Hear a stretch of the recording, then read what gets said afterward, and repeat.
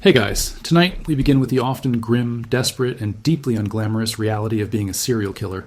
We're stepping away from the silver screen's fictional masterminds and into the lives of individuals whose existence was largely a continuous pathetic struggle, punctuated by paranoia and, ultimately, a bitter end. While movies make them look cool, the truth is being a serial killer seriously sucked. So, before we dive into the true and often pathetic history of these figures, take a moment to like the video and subscribe if you enjoy our content. And tell us in the comments where you're watching from and what time it is. It's always a joy to see how many people from around the world are ready for this journey. Now, dim the lights, close your eyes, feel your body deeply relax, leaving the tiring day behind, and let's ease into tonight's journey together. When you think of serial killers, you might imagine a cunning, intelligent villain meticulously planning every move from a hidden lair. The truth is, for many, life was less about grand schemes and more about a squalid, lonely existence burdened by mental illness, social awkwardness, and the constant nagging fear of being discovered. It wasn't just a life of crime, it was a life of profound misery that came around every day, like an especially cruel shadow that never left your side. Picture this.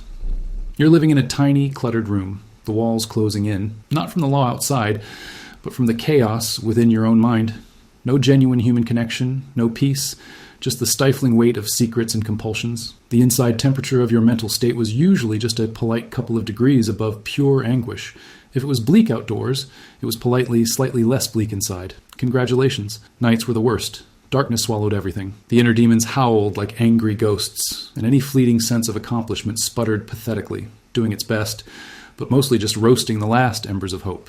Beyond the flickering shadows of paranoia, the deepest suck of a serial killer's life resided not in the fear of capture, but entirely within the confines of their own tormented mind. Imagine, if you can truly immerse yourself in this thought, a world where genuine peace is an utterly foreign concept, where every waking moment is a relentless battle waged against an unseen enemy, and where silence, instead of offering solace or calm, only amplifies the discordant, jarring symphony of profound inner turmoil. This, truly, was the relentless, crushing reality for so many who ultimately fell into this darkest of abysses. Their very existence was a perpetual state of psychological warfare, fought tirelessly against the very essence of themselves, a battle they were often tragically doomed to lose from the very beginning of their twisted journey. For countless individuals, who would later become known for their horrific acts, the insidious seeds of their pathology were sown in the barren, unyielding soil of profoundly difficult childhoods. We are not just talking about minor hardships, but about neglect so severe it left gaping, unhealed emotional wounds, and abuse so persistent, so systematic, that it fundamentally twisted their developing sense of self, warping their perception of the world and their place within it. Picture a small, vulnerable child, desperate for basic human connection,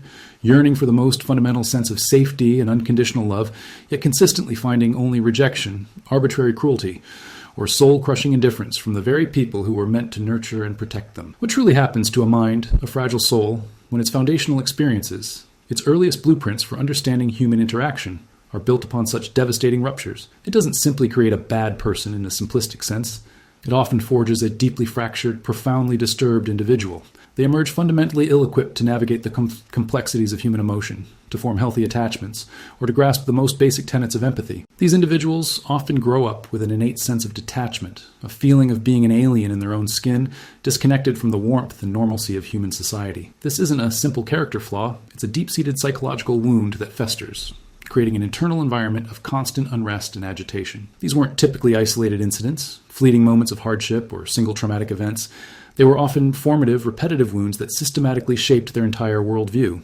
From this crucible of early suffering, profound social awkwardness and crippling isolation frequently emerged, not by conscious choice, but as an almost inevitable, tragic consequence of their unaddressed internal struggles. Many found themselves perpetually on the outside looking in, observers of a world they couldn't authentically participate in, desperately wanting to belong, but utterly incapable of forging genuine bonds. They simply lacked the internal tools, the emotional vocabulary to connect in a meaningful way. This profound loneliness wasn't a temporary state of sadness or introversion. It was a constant, suffocating companion, a gnawing emptiness that widened with every passing year. It was a void that no external act, no fleeting sensation of power or control, however perverse, could ever truly fill. In fact, these acts often deepened the void, pushing them further into their own self-made psychological prison, where the only guards were their own escalating pathologies. The development of destructive compulsions then often followed a distressingly predictable, tragic arc. These weren't born of a calculated, rational choice, as fiction often suggests, but rather emerged as an almost biological imperative, a desperate, maladaptive coping mechanism designed to temporarily silence the unbearable, screaming void within. Imagine an urge so powerful, so consuming that it overrides all reason, all morality, all self-preservation, demanding satisfaction not for pleasure, but for a momentary cessation of profound internal pain. These compulsions weren't sources of joy or true, lasting power. Instead, they were a relentless internal pressure, a dark current dragging them further and further away from any semblance of normalcy or peace. It was a torturous, self-perpetuating cycle of desperate urges, followed by a fleeting, hollow relief that quickly evaporated, only to be replaced by deeper self-loathing, intensified paranoia, and the crushing weight of their rapidly growing, monstrous secrets. The alluring mastermind narrative, so popular in fiction, dissolves completely here. What we find instead is a tormented individual, utterly enslaved to their own distorted internal landscape, living a life that, at its very core, was defined by an inescapable and agonizing psychological suck. And with these secrets came the insidious, creeping companion of low-level paranoia. It wasn't the sudden, heart-pounding terror of being caught that one might imagine, a dramatic chase sequence ripped from the pages of a thriller novel. No, for most, it was something far more insidious, far more draining, a constant dull ache behind your eyes, a persistent whisper at the edge of your hearing. It was the quiet, gnawing certainty that every glance from a neighbor, every casual query from a coworker, every innocuous interaction held a hidden meaning, a potential probe, a subtle judgment that could unravel their meticulously woven, yet inherently fragile tapestry of lies. This was the perpetual awareness that their carefully constructed facade of normalcy, their desperate attempt to blend into the mundane fabric of society, could crumble at any moment, exposing the monstrous, grotesque truth festering beneath. Every unexpected knock at the door, every phone call from an unknown number, every siren wailing in the distance, no matter how remote, became a potential trigger. These weren't moments of fleeting anxiety. They were surges of cold dread, sending ripples of icy fear through their already fractured minds, reminding them that the precarious balance they maintained could be shattered. There was no true rest, no genuine relaxation, because the threat was never truly external. It was always internal, a shadow cast by their own unspeakable actions and secrets. It was the inescapable consequence of their choices, a self-imposed psychological torture that permeated every waking moment. Imagine living in a world where your own thoughts betray you, where your history is a volatile secret, and where every interaction is a potential landmine. That, truly, is a life that profoundly sucked. This wasn't a life of thrilling deception, of cunning evasion played out on a grand stage. No, it was a life of relentless, mind-numbing vigilance, a constant internal struggle to keep the mask firmly in place. Imagine existing every single day as if you were perpetually walking a tightrope, stretched taut over a vast, bottomless abyss, knowing that one misstep, one unguarded word, one tiny lapse in concentration could send your entire meticulously built world crashing down into irretrievable ruin. The sheer, colossal mental energy required to maintain this constant state of guardedness is almost unfathomable. It isn't just tiring, it actively corrodes the spirit. It wears down the psyche, leaving one in a perpetual state of exhaustion that no amount of physical sleep, even when it mercifully came, could ever truly alleviate. They were never truly free, even when physically unbound, walking among us, because their minds, their very consciousness, were prisons of their own making, guarded relentlessly by the specter of inevitable discovery and the suffocating weight of their own atrocities. The crushing burden of their secrets, too, was an invisible, yet immensely heavy weight that pressed down on their very souls. These were not the kinds of difficult truths one might eventually share with a trusted confidant, offering a strange, cathartic, albeit twisted, relief. No, these were secrets held in absolute, terrifying, and profound isolation. There was literally no one in whom they could confide, no one to share the agonizing burden with, because to do so would be to invite complete and utter self-destruction, to tear down the very fabric of their hidden existence. This profound, unrelenting isolation wasn't merely a lack of company, a fleeting sense of sadness or introversion. It was a spiritual solitude, a gnawing emptiness that deepened with every passing day, a void at the very core of their being. It's a feeling many of us can perhaps dimly relate to, that heavy burden of a difficult personal secret, a truth we dare not speak aloud for fear of judgment or consequence. Now amplify that feeling 1,000-fold, wrap it in unspeakable horrors, and then imagine carrying that unbearable load completely alone, every second of every day, with absolutely no hope of confession, no possibility of absolution, and no prospect of relief. The sheer mental torture of that existence is almost beyond comprehension. This profound isolation also inevitably manifested as a crippling, often heartbreaking, inability to form genuine human connections. Their relationships, if they managed to cultivate any semblance of them, were almost invariably superficial, purely transactional, or built upon a treacherous foundation of elaborate and exhausting deception. True intimacy, with its inherent demands for vulnerability, raw honesty, and a shared open emotional space, was utterly impossible for individuals so thoroughly consumed by their own internal chaos, so utterly enslaved to their destructive compulsions, and so perpetually terrified of exposure. They might have been masters of mimicry, perhaps, capable of feigning normal emotions or adopting charming, superficially appealing personas to navigate the social world. But beneath that thin, carefully constructed veneer, there was only a vast, cold emptiness, a chasm where a soul should have been. They longed, perhaps unconsciously and desperately, for connection, for acceptance, for a sense of belonging, but their actions and pathologies had, ironically and tragically, built an impenetrable, insurmountable wall around their very souls. This lack of authentic connection isn't just a social inconvenience or a minor character flaw, it is a fundamental human deprivation, a severe psychological wound that leads to an even deeper, more profound sense of alienation and corrosive loneliness, further amplifying the relentless internal suck of their twisted existence. And what of peace? That most cherished, most sought after of human aspirations. For these tormented individuals, it was an utterly alien concept, a distant star they could only gaze at, never touch. There was no quiet contentment, no gentle satisfaction in their daily lives, no true moment of inner calm, no solace in the quiet hours of the night. Their lives were a relentless, self-perpetuating cycle of compulsive urges, the fleeting, hollow, and ultimately unsatisfying relief of their horrific actions, immediately followed by intensified self-loathing, the gnawing, suffocating anxiety of discovery, and the deepening, suffocating abyss of their own making. Even when they were not actively engaged in their horrific behaviors, their minds were restless, churning incessantly with dark fantasies, meticulous strategic planning, or the obsessive, retrospective reevaluation of past acts, dissecting every detail in a futile attempt to gain a twisted form of control or derive some perverse satisfaction. The promise of peace, the tranquility of a quiet mind, or the gentle warmth of a contented heart was forever, irrevocably out of reach for them, a cruel mirage shimmering mockingly in their desolate psychological landscape. This perpetual state of mental disease, this utter, profound absence of serenity, this constant internal warfare, is perhaps the ultimate, most agonizing definition of why their lives, at their very core, profoundly, irrevocably, and truly sucked. Having journeyed through the intricate and often horrifying landscape of their inner turmoil, the constant gnawing of paranoia, and the profound, soul-crushing isolation that defined their internal world, let us now gently shift our focus. We move from the psychological suck to the much more tangible yet equally draining outward manifestations of their miserable existence, the truly mundane, deeply unglamorous, and relentlessly demanding struggle of their daily lives. For the image of the criminal mastermind in a lounging in opulent comfort while orchestrating intricate plots is not merely a fiction, it is a cruel and utterly misleading fantasy. The reality, for the vast majority of these individuals, was a stark contrast, an unending cycle of petty struggles and existential drudgery that made even the simplest aspects of life profoundly arduous. Imagine, if you will, the burden of attempting to blend seamlessly into the tapestry of everyday life, all while harboring secrets so dark, so monstrous, they would unravel the very fabric of society if exposed. This wasn't a life of daring escapes or sophisticated cover-ups. It was far more often a life characterized by the sheer, exhausting effort of holding down menial, often low-paying jobs. Picture the routine.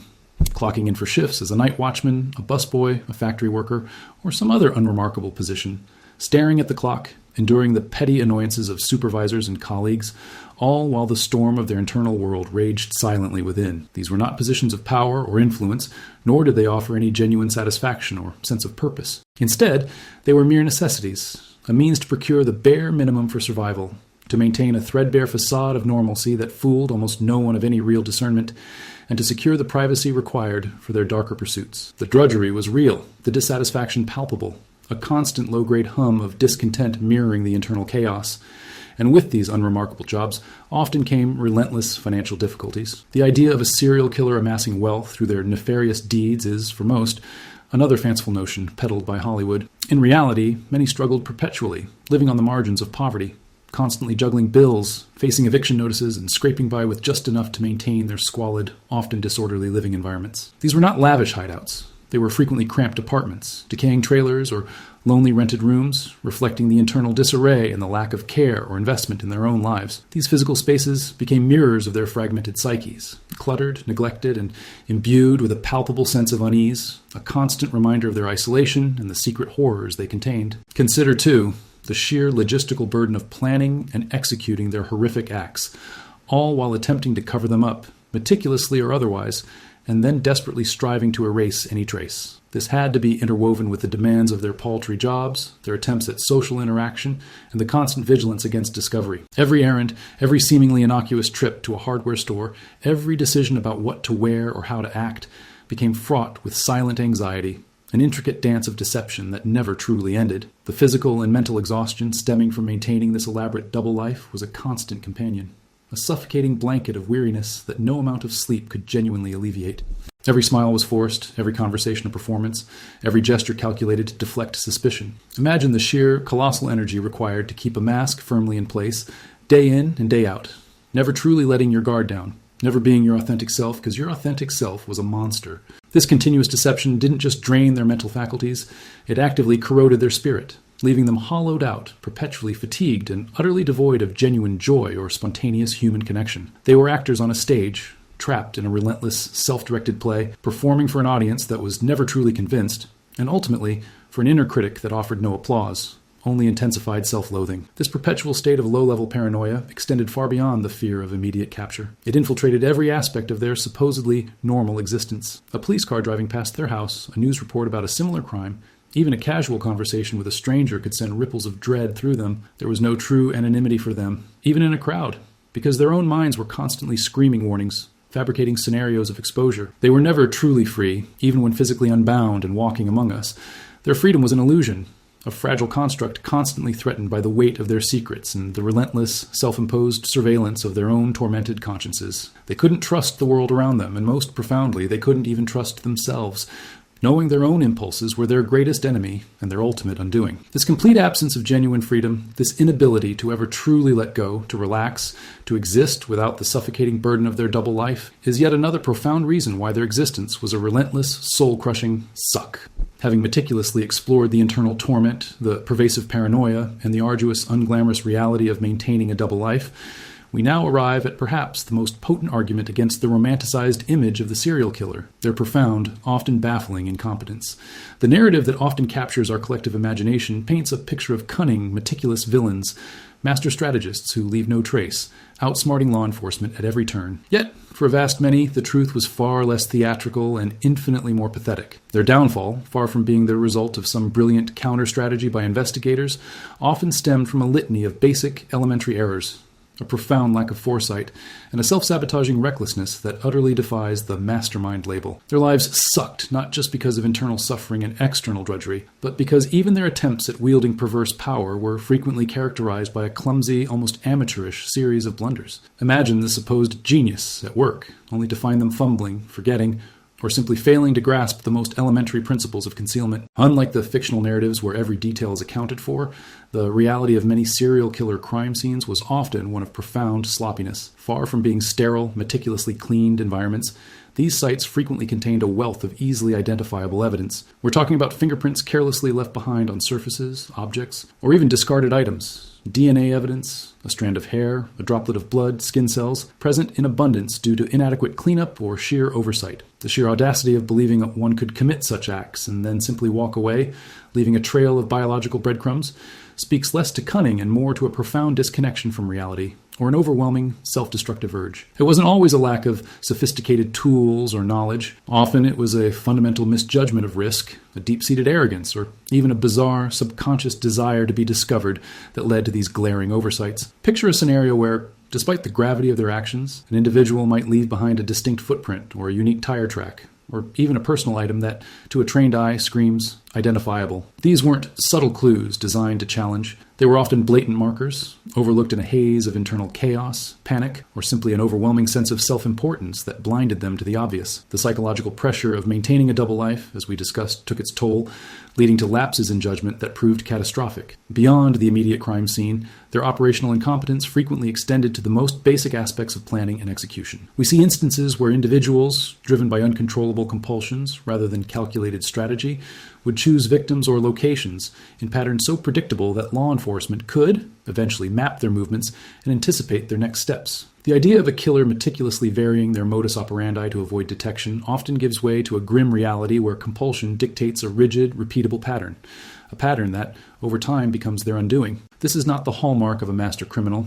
It is the tragic signature of an individual enslaved by their own distorted psychological landscape, unable to break free from the very habits that ensure their eventual capture. These weren't isolated incidents of bad luck. They were symptomatic of a deeper, inherent disorganization that permeated their lives, both criminal and mundane. The same internal disarray that often led to squalid living conditions also manifested as chaotic and ineffective attempts at evading capture. Their planning often amounted to impulsive reactions or poorly thought-out improvisations, executed under immense psychological duress. This starkly contrasts with the myth of the cool, calm, collected predator. Instead, we frequently uncover individuals operating in a state of high anxiety, their actions driven by a desperate, often poorly conceived attempt to satisfy an overwhelming urge, while simultaneously trying to maintain the fragile illusion of their normal lives. The constant fear, the internal chaos, and the sheer mental exhaustion made sustained, intricate planning an impossibility, paving the way for the elementary mistakes that ultimately sealed their fate. It speaks volumes about the true suck of their existence. Even in their darkest pursuits, they were often pathetic, self-sabotaging figures, stumbling through their crimes rather than orchestrating them with any genuine skill. We've explored how a chaotic internal landscape often manifested as external sloppiness, leading to easily identifiable errors. But the well of their incompetence ran even deeper, frequently revealing a psychological vulnerability that actively worked against their own survival and freedom. It's in these subtle, yet ultimately devastating, self-sabotaging behaviors that we truly grasp the extent to which their lives, even in their most destructive phases, were profoundly unglamorous and deeply pathetic, making every moment an extension of their internal misery. Consider, for instance, the baffling phenomenon of serial killers returning to the scene of their crimes. In fiction, this might be portrayed as a calculated move, a defiant gesture, or an act of chilling boldness, a strategic assessment of the aftermath. In reality, for most, it was far more pathetic and driven by something less rational. It was born not of genius, but of a complex cocktail of psychological compulsions, a desperate, almost pathetic need to re-experience a fleeting, perverted moment of control, an obsessive desire to relive the event in their minds, or profound, almost childlike curiosity about the police activity or the lingering echoes of their actions. Sometimes it was a clumsy attempt to recover overlooked evidence, but more often it was an irresistible, self-destructive pull back to the very source of their darkest impulses. This act, far from being strategic or smart, dramatically increased their risk of exposure, placing them directly in the path of ongoing investigations, vigilant law enforcement, or keen-eyed witnesses. Imagine being so utterly enslaved to your own dark urges, so consumed by a sick internal obsession, that you're compelled to return to the very place that could lead to your absolute ruin. This compulsion, overriding even the most basic instinct for self-preservation, wasn't a sign of power. It was psychological servitude, a profound testament to how deeply their internal world sucked, trapping them in a cycle of self-betrayal. Then there's the often overlooked yet highly common act of bragging about their deeds. The fictional serial killer is typically a solitary, silent figure, guarding their secrets with impenetrable resolve. The real-life counterpart, however, often grappled with a warped and desperate need for recognition, a pathetic yearning for external validation that ultimately proved to be their undoing. This wasn't about seeking admiration for their intelligence or their twisted craftsmanship. It was often a raw, desperate cry for validation for their very existence, however monstrous. They might, against all logic, confide in unwitting acquaintances, write taunting letters to the police or local media, or even leave coded messages at crime scenes, revealing just enough to prove their involvement. This almost childish need to boast, to reveal their accomplishments to anyone who would listen, stemmed from a profound and unaddressed narcissism, a desperate craving for an audience, even one that universally condemned them. It was a pathetic attempt to fill the gaping hole of their profound social isolation and internal emptiness, to feel seen, to be acknowledged as significant, even if that significance was born of horror and infamy. This self-aggrandizing impulse, far from being a mark of cunning, was a glaring vulnerability, an open invitation for law enforcement to connect the scattered dots and relentlessly close in, transforming their fleeting moments of perverse satisfaction into the direct catalysts for their inevitable downfall. Their lives sucked because even their moments of imagined triumph were tainted by this crippling need for recognition, making them vulnerable and ultimately exposed. And, as we delve deeper into their operational failures, we frequently uncover the unsettling truth that many serial killers developed remarkably predictable patterns in their horrific endeavors. Whether it was a specific type of victim they targeted, a particular geographical area they frequented, a consistent day of the week, or signature modus operandi that, over time, became their unfortunate hallmark, these patterns, far from being sophisticated and evasive, inadvertently created a clear roadmap for their capture. The human mind, even when deeply disturbed and fragmented, craves a twisted form of order, and these repetitive behaviors were often a manifestation of their compulsions, seeking a familiar, repeatable outlet. They became trapped by their own dark rituals, their gruesome routines, transforming them from elusive specters into rather predictable shadows, easily tracked by persistent investigators. Law enforcement agencies, through careful profiling, diligent data analysis, and the painstaking work of connecting seemingly disparate incidents, could often discern these subtle yet undeniable signatures, allowing them to anticipate future actions, or narrow down their list of suspects with increasing accuracy. This was not the hallmark of a master criminal playing a clever game of chess. It was the tragic signature of an individual utterly enslaved by their own distorted psychological landscape, unable to break free from the very habits that ensured their eventual ignominious capture. Their inability to deviate, to truly innovate beyond their compulsions, speaks volumes about the creative paralysis that contributed to their miserable fate. This consistent pattern of self-defeating actions and glaring, almost amateurish mistakes eventually leads us to a fascinating and profoundly somber psychological concept: the subtle, often subconscious, desire to be caught. It's a difficult idea to fully grasp, an uncomfortable truth, but for some, the unbearable weight of their monstrous secrets, the relentless, suffocating paranoia, and the profound, unceasing internal chaos created an almost unconscious yearning for an end, for the release that only capture and its subsequent consequences could bring. Their incompetence wasn't always just simple sloppiness or lack of intellectual capacity.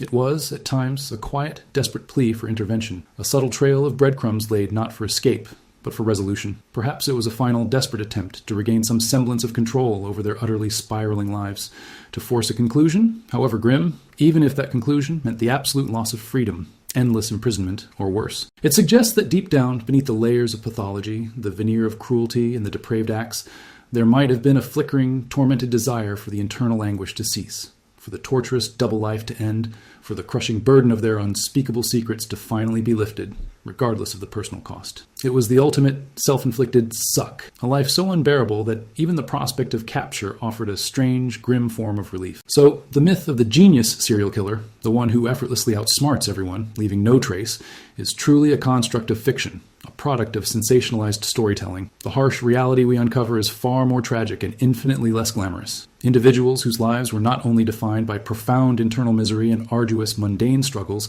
but also by a relentless parade of self-sabotaging mistakes, born of their own deep-seated pathologies and desperate needs. Their mastery was an illusion, quickly dispelled by their own inherent incompetence, their pathological need for recognition, and sometimes their own subconscious craving for the agonizing charade to finally conclude. This constant, self-inflicted undermining of their own nefarious endeavors is perhaps the most compelling evidence that being a serial killer was, in every conceivable way, a life that truly and utterly sucked, from its miserable origins to its ignominious end. Having delved into the profound internal anguish, the relentless struggle of a double life, and the often astonishing incompetence that ultimately marked their trajectory, we now arrive at the inevitable, the inescapable conclusion that awaited almost every serial killer: capture. This moment, so often dramatized and sensationalized in fiction, portraying elaborate chases and heroic takedowns, was, in its stark reality, profoundly anticlimactic for many. It wasn't always a high-speed pursuit or a violent confrontation, but frequently a mundane, almost casual event,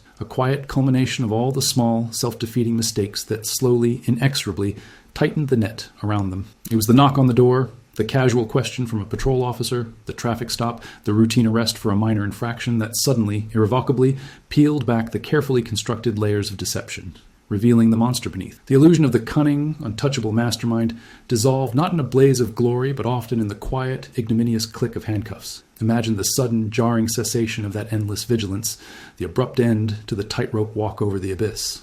For a moment, for some, the initial shock of capture could be accompanied by a strange, almost unsettling sense of relief. The relentless, gnawing paranoia, that constant whisper at the edge of their hearing, the suffocating burden of their unspeakable secrets. All of it, in an instant, ceased to be their responsibility to manage.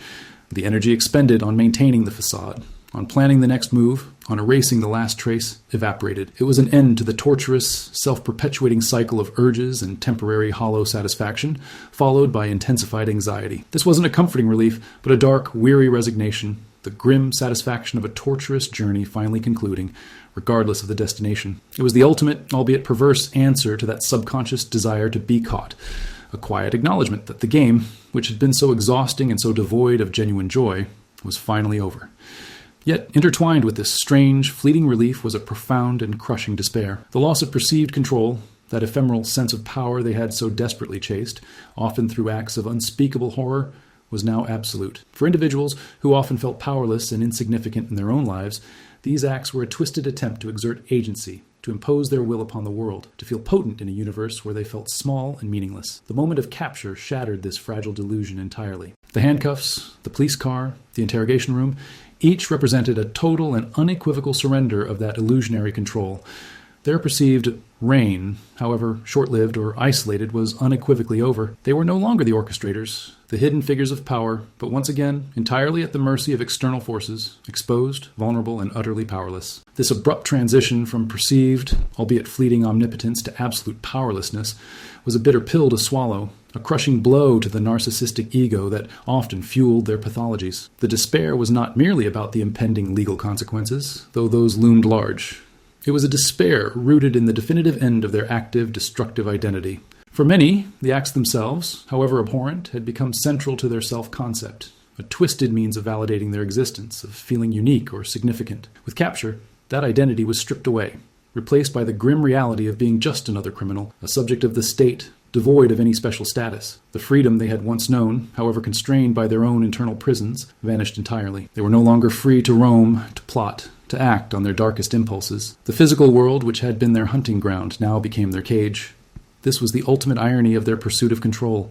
It invariably led to its absolute antithesis, a state of total and permanent subjugation. Consider the weight of that moment, the finality, the abrupt cessation of the frantic charade. The inner chaos that had driven them, the very compulsions that had defined their secret lives, were now exposed to the cold, harsh light of public scrutiny and legal process. There was no more hiding, no more pretending. The monster was out of the shadows, and the world was staring back, not with awe, but with horror and revulsion. This stark exposure, after years or even decades of meticulously guarding their internal world, was a shattering experience. The psychological comfort, however perverse, of their secret life was gone, replaced by an unavoidable confrontation with their own actions and their consequences. The subsequent interrogation rooms, often stark and unyielding, became the arenas where their carefully constructed narratives began to unravel. Faced with irrefutable evidence or the sheer weight of their own guilt, many began to confess, some with chilling calmness, others with a torrent of long-suppressed details. These confessions, far from being acts of calculated defiance, often served as a final, desperate release from the crushing burden of their secrets, a forced catharsis. It was an acknowledgement, however reluctant, that their internal war had been lost,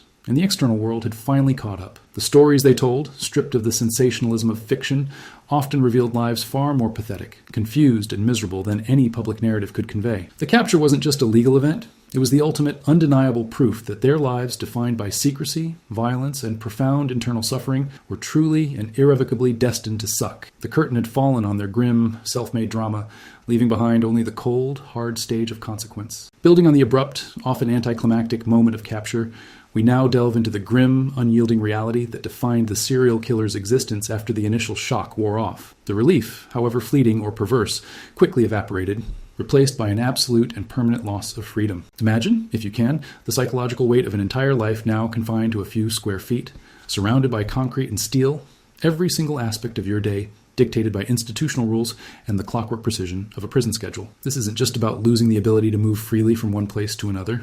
It's the eradication of choice, of autonomy, of even the simplest personal freedoms that most of us take for granted every single moment of our lives. No spontaneous decisions, no private moments, no control over your environment, your food, or your daily activities. It is a life of total, relentless regimentation, a stark and brutal contrast to the fleeting, twisted sense of control they once desperately pursued. Their former delusions of power are now confronted with an unassailable wall of absolute powerlessness, a fate they themselves, meticulously, if subconsciously, carved out. This carceral existence only exacerbated the profound isolation that had plagued them even before their capture. In prison, this isolation became a brutal physical reality, layered upon their already existing psychological solitude. True human connection, already an alien concept for many, became an impossibility. Surrounded by other inmates, guards, and the ever-present impersonal architecture of confinement, they remained utterly alone within their own minds, now with the added burden of physical separation from any semblance of the outside world.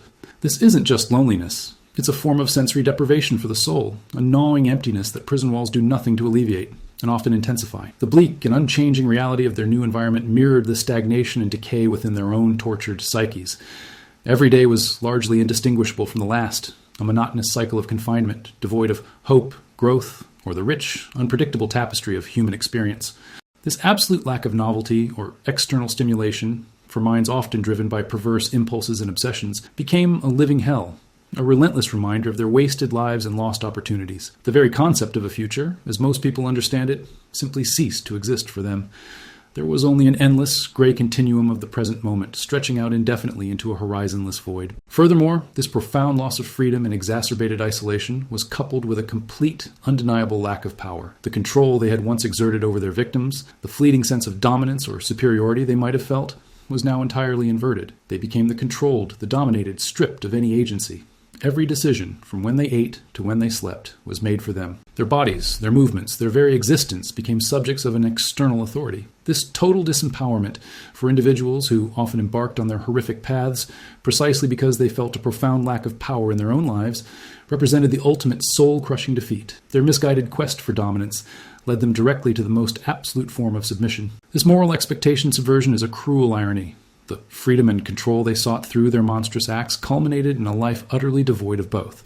And what of the public's response? The sensationalized media narratives often imply a twisted fascination and almost grudging respect for the brilliance of the killer. But the grim reality, once their identities were revealed, was overwhelmingly one of profound disgust, condemnation, and an almost universal desire to see them disappear from public consciousness, or at least be neutralized. There was no awe, no grudging admiration, no sense of notoriety in the way they might have imagined in their deluded fantasies. Instead, there was overwhelming revulsion, a collective shudder of horror, and a fierce societal demand for justice and punishment. Their legacy wasn't one of enigmatic mystique, but of infamy, a permanent stain on the collective human consciousness, a name forever associated with unspeakable evil.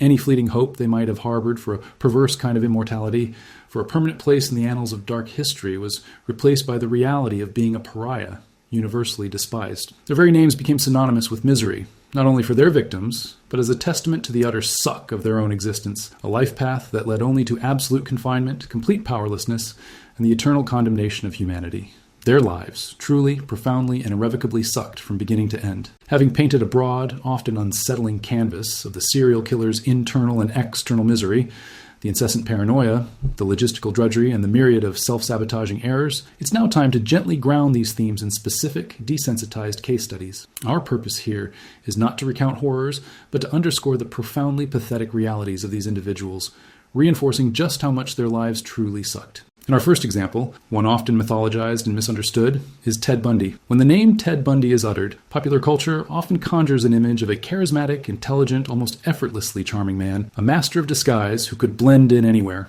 captivating those around him. Yet, this glossy, sensationalized portrayal utterly misses the core truth of his existence, which was, beneath that thin veneer, profoundly hollow and riddled with pathetic struggles. Bundy was indeed outwardly charming, but this charm was less a natural gift and more a meticulously crafted performance, a superficial tool wielded by a man consumed by an almost bottomless well of narcissism. He was not a deep, complex strategist. He was a desperate performer, constantly seeking external validation to fill an internal void that could never truly be satisfied. His life was a relentless, exhausting act, a constant performance designed to project an image of superiority and control that he, deep down, likely never truly possessed. The burden of maintaining this charming facade, the sheer mental energy invested in sustaining such a pervasive deception, was itself a profound suck, leaving him in a state of perpetual emotional and psychological depletion. He was trapped by his own carefully constructed image, unable to ever truly be himself because his true self was a terrifying secret. His profound narcissism wasn't a strength.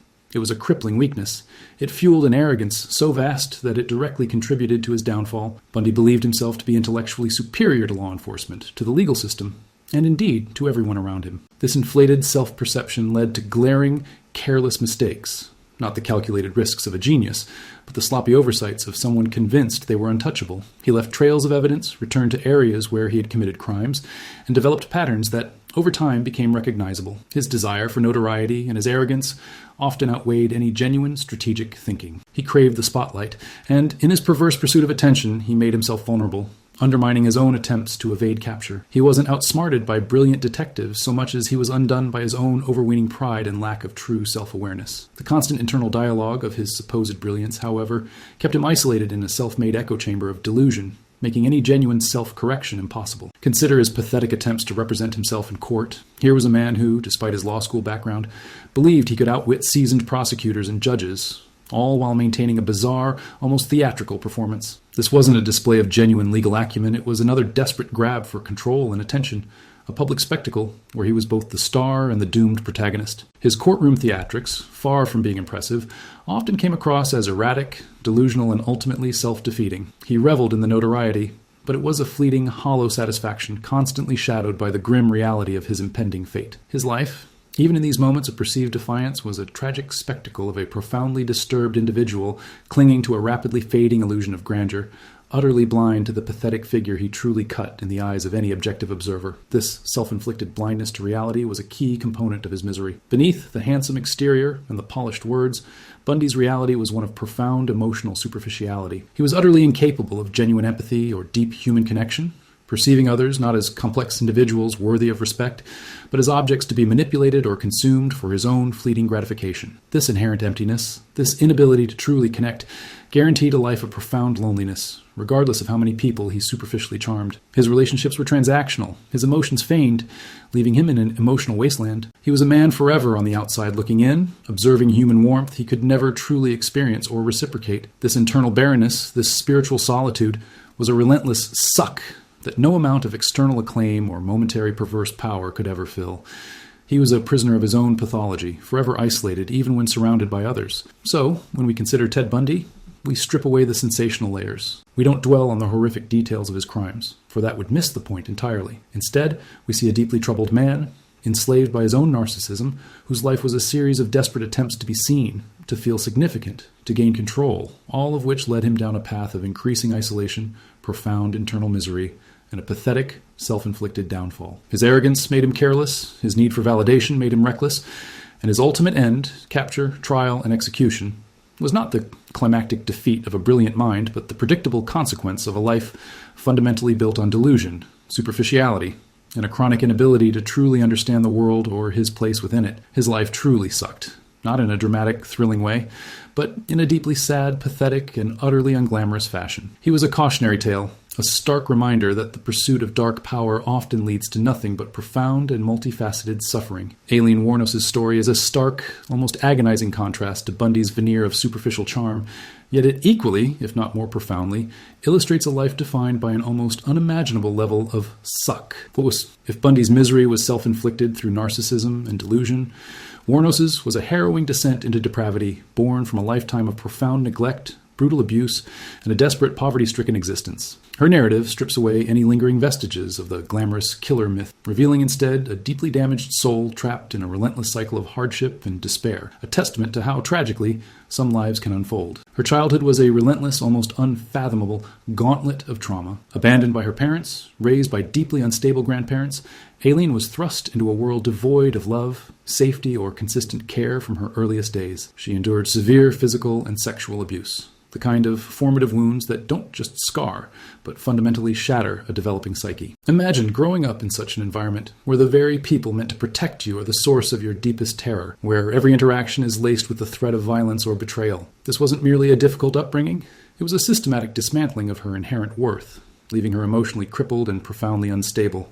Her emotional landscape became a barren, chaotic wasteland, making any healthy attachment or genuine sense of self-worth virtually impossible. From this crucible of early suffering, Aileen was pushed into a desperate, nomadic existence on the fringes of society, a life defined by relentless poverty and an unending struggle for survival. She lived as a hitchhiker, a sex worker, constantly moving, constantly seeking a fleeting sense of security or a temporary escape from the gnawing emptiness within. Her living conditions were often squalid, reflecting the internal disarray and the lack of any stable foundation in her life. Picture the sheer, grinding exhaustion of living day to day, never knowing where your next meal would come from, where you would sleep, or who you could possibly trust. This wasn't a choice born of defiance, but a brutal necessity, a desperate attempt to simply exist in a world that had offered her nothing but cruelty and abandonment. This pervasive, soul-crushing poverty wasn't a minor inconvenience.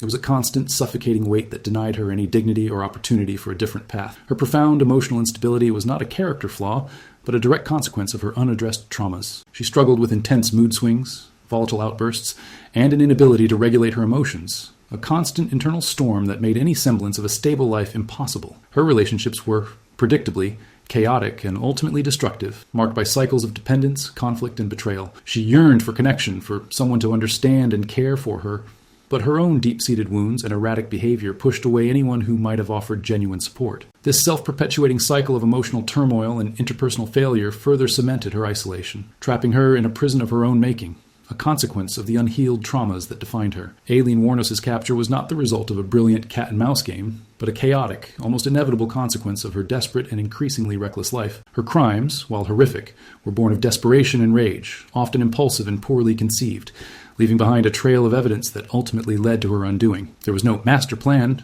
no cunning evasion, only a woman driven to the absolute edge, lashing out in a world that had offered her nothing but cruelty and abandonment. Her final demise, through execution, brought a grim, definitive end to a life that had been a continuous, agonizing struggle from its very beginning. Her story is a tragic illustration of how profound, systemic disadvantage and unaddressed trauma can twist a life into an almost unrecognizable form of misery. We strip away the sensationalism, the tabloid headlines, and the grotesque details of her acts to reveal a woman whose existence was a testament to the fact that, for some, life can be an unyielding torrent of pain, neglect, and desperation. Aileen Wuornos' life truly sucked.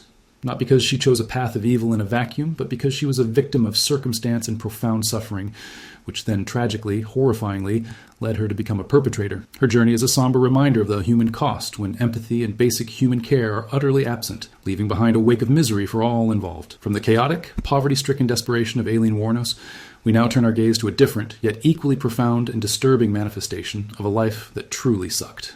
That of Jeffrey Dahmer. While the public imagination often fixates on the gruesome nature of his acts, the far more pervasive and ultimately pathetic truth of his existence was one of extreme, almost crippling social isolation, a profound psychological disease that festered unchecked, in a squalid, disordered living environment that perfectly mirrored the chaos and decay within his own mind. His was a life defined by a soul-crushing loneliness, an internal torment that made every waking moment an agonizing struggle against the very fabric of reality. Imagine, for a moment, the sheer weight of being perpetually on the outside, not just socially awkward, but utterly incapable of forming any genuine human bonds. From a very early age, Dahmer exhibited behaviors that set him apart, a quiet, withdrawn demeanor that deepened into a chasm of isolation. His childhood was marked by a pervasive sense of emptiness and a growing detachment from those around him. While he had a family, his emotional distance was vast, almost an unbridgeable void. This wasn't merely introversion, it was a profound psychological wall, built brick by brick, separating him from the warmth, complexity, and normalcy of human interaction. He moved through the world as an observer, a phantom presence, perpetually yearning for connection, but fundamentally lacking the internal architecture to achieve it. This intense, self-imposed emotional quarantine was a primary source of his profound misery, a relentless suck that grew with every passing year. His profound psychological disturbance was not a sudden onset. It was a slow, insidious creep that began in his youth, characterized by dark fantasies and an escalating obsession that he desperately tried to conceal. These weren't fleeting thoughts. They were constant, intrusive companions, demanding attention, consuming his every waking moment. The struggle to suppress these impulses, to maintain a facade of normalcy while battling such immense internal pressure, was an exhausting and ultimately losing battle. He was a prisoner within his own mind, tormented by desires he couldn't control, and alienated by their very nature. This internal warfare, this constant private battle against his own monstrous urges, was a core component of why his existence was such an agonizing suck. There was no peace, no respite, only the relentless churning of a profoundly sick mind. His living environments, the cramped apartments, particularly the one in Milwaukee, were not just residences. They were physical extensions of his internal disarray and the shocking reality of his psychological decay. Picture a space that was not merely untidy but profoundly squalid, cluttered with the remnants of a life spiraling out of control. It was a place where basic hygiene was neglected, where order was an alien concept, and where a pervasive sense of dread hung heavy in the air. The physical mess, the disorder, the palpable sense of decay in his surroundings were direct, chilling mirrors of the chaos and horror that resided within his mind.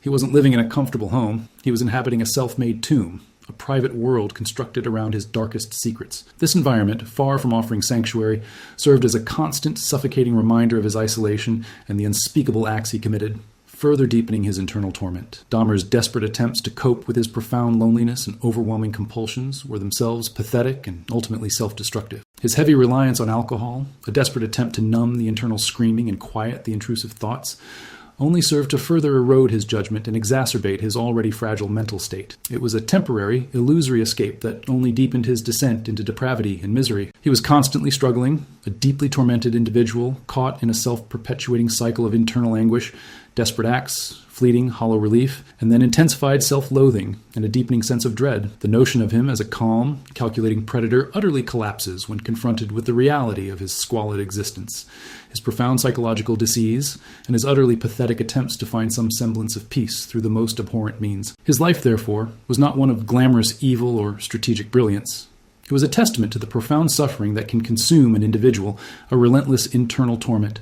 coupled with extreme social isolation and a living environment that reflected his inner chaos. Jeffrey Dahmer's story, when stripped of its sensationalized details, reveals a deeply disturbed and profoundly lonely man, whose existence was an unending struggle against his own mind, culminating in a miserable end that was perhaps, in a twisted way, an inevitable release from a life that, in every conceivable aspect, profoundly, irrevocably, and truly sucked. The quiet horror of his reality lies not in the shock value of his crimes, but in the sheer, unadulterated tragedy of his lost and tormented soul. We've explored the overt and internal miseries of figures like Bundy, Wuornos, and Dahmer. Now we turn our attention to Dennis Rader, famously known as BTK, Bind, Torture, Kill. His story offers perhaps the most unsettling illustration of the suck in a serial killer's life, precisely because it was hidden beneath a meticulously constructed facade of absolute normalcy, a life so outwardly ordinary it almost defied belief. Here was a man who served in the Air Force, worked as a compliance officer, was a devoted husband, a father, and even a church council president. On the surface, his life was a textbook example of suburban American respectability. But beneath this thin, carefully cultivated layer of domestic bliss and civic duty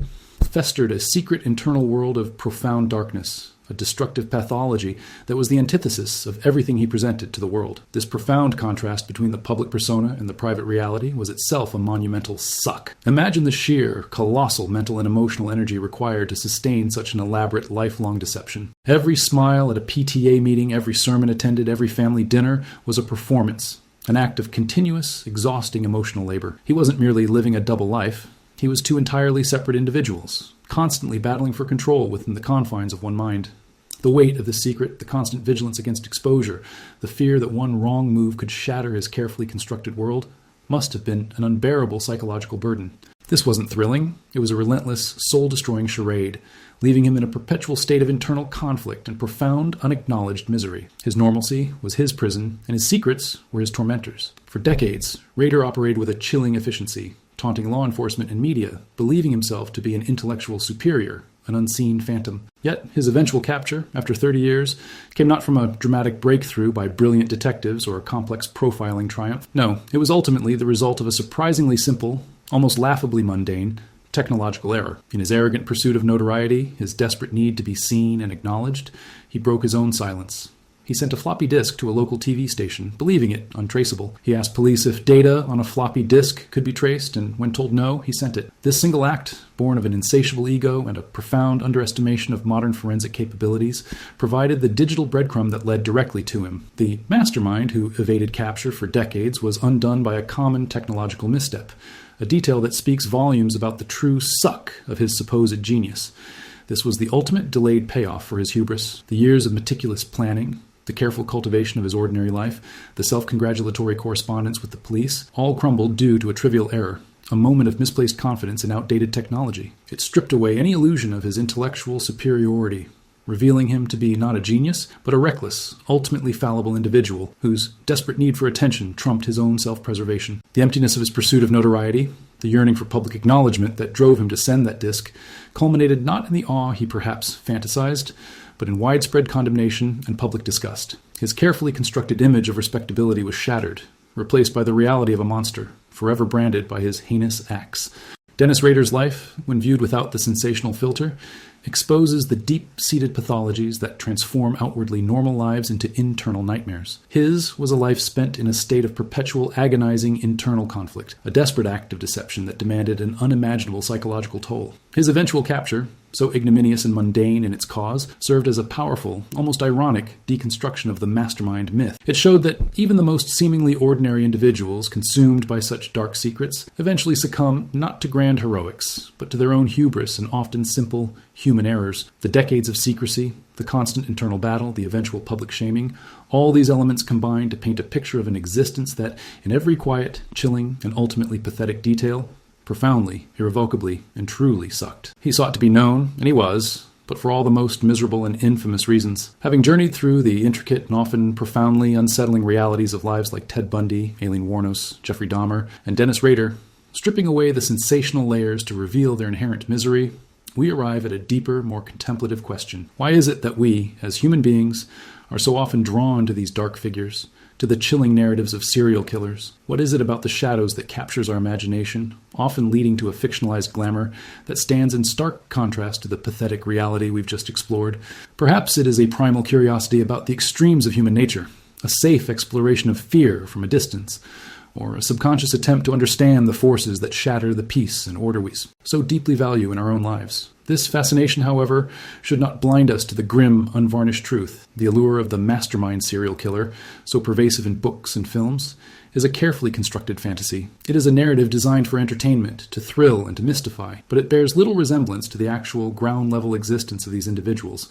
We've seen, time and again, that their lives were not defined by cunning brilliance or strategic genius, but by profound internal suffering, by the relentless gnawing of mental illness, by crippling social awkwardness, and by the sheer, soul-crushing burden of their secrets. Their existence was a continuous, desperate struggle against an internal chaos, punctuated by acts of horrific violence that ultimately served only to deepen their isolation and hasten their ignominious downfall. The reality is not thrilling. It is deeply tragic, a testament to lives utterly devoid of true peace, connection, or meaning. This deeper reflection should gently guide us away from the sensational and towards a profound appreciation for the simple, yet immeasurably valuable aspects of a healthy, connected life. The true horror lies not in the shock value of their crimes, which we have deliberately avoided, but in the underlying misery, the utter absence of well-being that permeated their every moment. Imagine the quiet contentment of a mind at peace, the warmth of genuine human connection, the security of a stable existence, the freedom from internal torment. These are the treasures that were irrevocably lost or never found by these individuals. Their lives were a mirror reflecting the devastating consequences when these fundamental human needs are distorted or entirely unfulfilled. The darkness they embodied was, in its essence, a profound absence of light within themselves. Our journey through these somber narratives, therefore, is not about glorifying evil, but about understanding the profound cost of its emergence. It's about recognizing the intricate web of circumstances and psychological pathologies that can twist a human life into such a destructive trajectory. It highlights, with quiet conviction, the immense value of mental well-being, the critical importance of empathy, and the irreplaceable comfort found in true human connection. When we contrast the squalor, the paranoia, the loneliness, and the eventual imprisonment of these figures with the quietude and shared humanity we seek in our own lives, the message becomes clear. The path of darkness is not one of power or freedom, but one of profound, multifaceted suffering for all involved. So, as we bring our reflective journey to a close, let this understanding settle gently within you. Let the grim reality of these lives serve not to disturb, but to underscore the preciousness of peace, the strength of connection, and the quiet dignity of a life lived with empathy and purpose. The fictional glamour of the serial killer is just that, a fiction.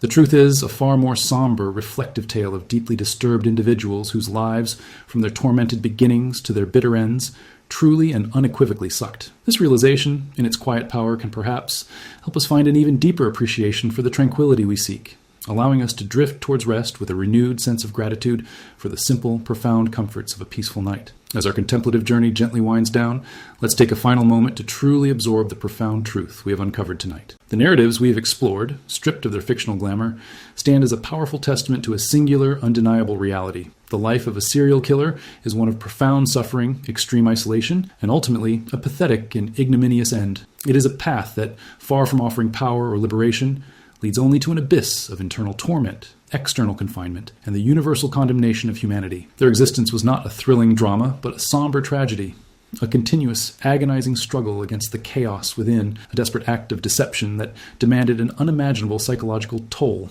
and ultimately culminated in a grim, inevitable accounting. This truth, while dark, holds a quiet, vital lesson for all of us. It gently illuminates the immense and often understated importance of mental well-being, the fragile yet powerful threads of human connection, and the foundational necessity of a society that fosters empathy and understanding. When we reflect on the squalor, the paranoia, the crippling loneliness, and the absolute powerlessness that defined these individuals, it serves as a stark, poignant contrast to the peace, the belonging, and the sense of purpose we all intrinsically seek. Their lives were a mirror, showing us the devastating consequences when these fundamental human needs are twisted, neglected, or violently perverted. It reminds us that the true strength lies not in exerting control over others through fear, but in cultivating inner peace, nurturing genuine relationships, and contributing to the well-being of the world around us. For so many of us who are drawn to these narratives, perhaps there's a subconscious yearning to understand the limits of human experience, to peer into the abyss from a safe distance. But what we find, beyond the sensationalism, is not something to aspire to,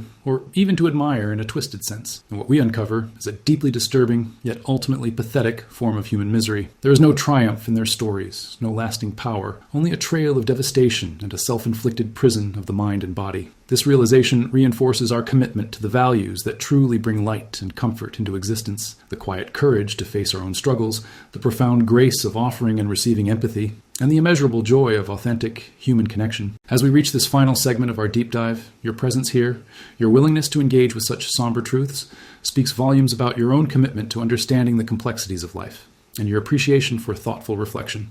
It's a quality that enriches not just your own journey, but our entire community. If this journey into the unglamorous reality of these lives has resonated with you, if it has offered you a new perspective or a moment of quiet contemplation, I invite you now to make a small yet meaningful declaration. Take a moment to write in the comments, "I choose peace." Let these words be a silent affirmation of your values, a commitment to the tranquility you seek, and a gentle reminder that understanding even the darkest corners of human experience can lead us to a deeper appreciation for the light. Your words, shared with our growing community, become a beacon for others, reinforcing the shared purpose of this space, to explore, to reflect, and to find calm in a complex world. And if you haven't already, consider gently tapping that like button. Not for me or for the channel's vanity, but because each like acts as a quiet signal to the algorithm. It helps YouTube understand that this message of calm reflection, of desensitized historical truth, is valuable and needed. Your simple click becomes an altruistic gesture, helping this video reach other thoughtful individuals who might also be seeking a peaceful, insightful journey into the depths of history and human nature, perhaps as they too prepare for a restorative night's sleep. By doing so, you become a bridge of knowledge, a silent guide, helping others find this unique space for reflection and calm. As the soft whispers of our long journey begin to fade, and the insights we've shared tonight settle gently within you, I want to express a heartfelt gratitude. Your dedication, your willingness to stay with us to reflect on these profound and sometimes somber truths, is truly a testament to your own seeking spirit. Not everyone ventures this deep. Not everyone truly listens with such an open and reflective heart. And for that, for being here, for being part of this thoughtful community, I offer my sincere thanks. It is in moments like these, in shared quiet contemplation, that we truly strengthen the fabric of our collective understanding and find solace in wisdom. This channel, this quiet corner of the internet, is built upon the promise of providing you with precisely this kind of calm, insightful, and purposeful exploration. We aim to be a consistent source of thoughtful content that not only expands your understanding of the world, but also gently guides you towards a deeper sense of peace and well-being. Our goal is to offer you a space where curiosity meets calm, where reflection leads to relaxation, and where you can always find a moment to unwind, learn, and prepare for a truly restorative night's sleep. We are more than just a channel. We are a gathering place for minds that value depth, quietude, and a genuine connection to understanding. If this journey has resonated with you, if you feel a kinship with our shared pursuit of knowledge and calm, then I extend a gentle, sincere invitation. Join our community permanently. By subscribing to this channel, you're not just clicking a button. You are making a commitment to your own journey of continuous learning and inner tranquility. You are saying, I want more of this valuable insight, more of this gentle guidance, more of this peaceful space in my life. Don't miss out on the future explorations and reflections we are building together, the kind of content that helps you truly unwind and connect. Subscribe now and become an integral part of our growing family of thoughtful listeners, ensuring you receive every new piece of wisdom designed to help you find peace and understanding. And now, for those who have truly dedicated themselves, who have journeyed with us through every nuanced detail and every quiet reflection, a special acknowledgement. You are indeed part of a unique group, a testament to true engagement and a profound appreciation for depth. To honor your commitment, and as a quiet nod to our shared experience tonight, I invite you to share a secret password in the comments below, a phrase known only to those who have truly absorbed our message until this very moment. Write this: insight brings calm. When I see insight brings calm in the comments, I will know you are one of the truly dedicated, a cherished member of our inner circle, one who understands the profound connection between deep thought and profound peace. This simple phrase is your quiet badge of honor, your testament to making it all the way to the very end of our shared reflection. Remember, every journey, no matter how long or winding, eventually leads to a place of rest. Tonight, let the weight of the world gently lift from your shoulders. Allow the insights we've shared to settle, not as burdens, but as quiet understanding. As you prepare to drift into sleep, carry with you the profound value of mental well-being, the warmth of human connection, and the deep, abiding peace that comes from a life lived with purpose and empathy. May your dreams be gentle and your rest be deep. Thank you for your presence. Good night. Block 16, Contemplative Fade Out.